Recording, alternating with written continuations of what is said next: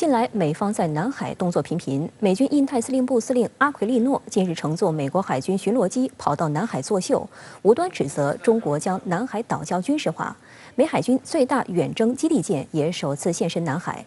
值得注意的是，本月底美军还要与菲律宾举行肩并肩联合军演，据称是有史以来最大规模。对此，中国外交部周三回应指出，不反对有关国家在其境内举行军演，但希望演习不要针对第三方，不要做有损地区和平与稳定的事。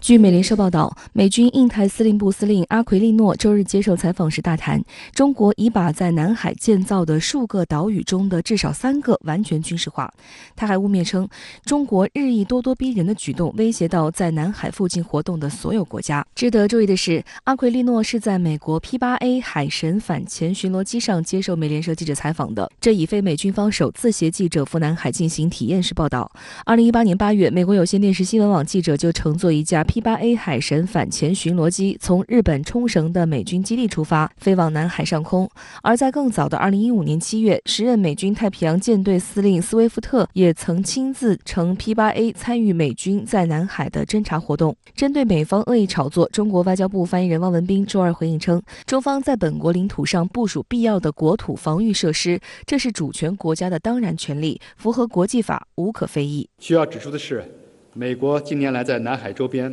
不断强化军事部署，派遣大规模军舰军机到南海滋事挑衅，严重威胁沿海国主权和安全，损害南海的良好秩序和航行安全。希望美方停止在南海问题上挑拨离间，停止在南海耀武扬威，为维护地区和平稳定发挥建设性作用。周一，美海军最大的远征基地舰也首次现身南海。据南海战略态势感知消息，卫星当天在南海巴士海峡西南发现了美国海军米格尔基斯号远征基地舰，这是该舰去年10月部署至西太以来首次到南海活动。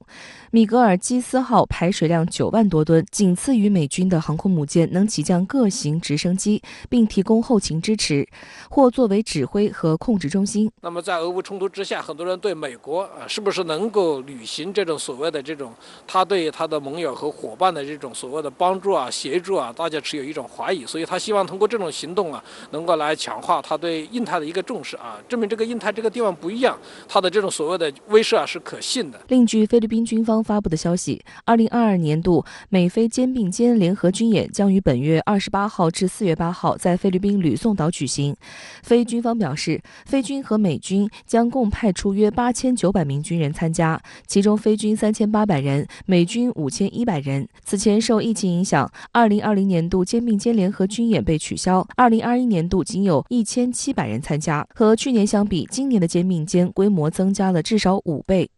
外界注意到，白宫2月出台新版印太战略，将持续深化与亚太地区盟友和伙伴的军事合作作为重点之一，而菲律宾成为美国落实该战略的重点对象。美军印太司令部司令阿奎利诺近日访问菲律宾，除了宣布美菲计划将联合军事演习恢复到原有规模，他还声称，根据美菲增强防卫合作协议，美方已拨款1250万美元。美媒称，该协议旨在增加美国在菲律宾的军事存在，并允许美在非军事基地增建设施。阿奎利诺还叫嚣，美菲将联手对抗区域威胁。那这个时候的军演，我觉得还是可以从几个方面去进行解读那么第一个呢，就是说，其实菲律宾国内即使是在杜特特时期一直是有这种对美的这种比较亲近势力后面呢，我觉得就是大选因素因为菲律宾目前正在进行这个大选。中国外交部发言人汪文斌周三在回应美菲即将举行的军事演习时表示，我们不反对有关国家在其境内举行军事演习，但希望演习不要针对第三方，不要做有损地区和平与稳定的事。中菲之间不存在紧张关系，希望有关方面不要人为制造紧张。针对当前的南海局势，中国驻东盟大使邓锡军周一在视频记者会上指出，美国频繁打着航行和飞越自由旗号，在南海不断加大军事前沿部署和军事活动强度，动辄派大规模先进舰机到南海挑衅侵权、炫耀武力，人为制造南海紧张局势。Due to the pandemic, the consultation process of COC has been somewhat affected. Nevertheless, China and ASEAN countries have overcome difficulties to advance COC consultation in flexible means and have continuously made new progress. This has shown that the peace and stability in the South China Sea serve the shared interests of China and ASEAN countries, and that China and ASEAN countries have both the will and the capability to handle the South China Sea issue properly.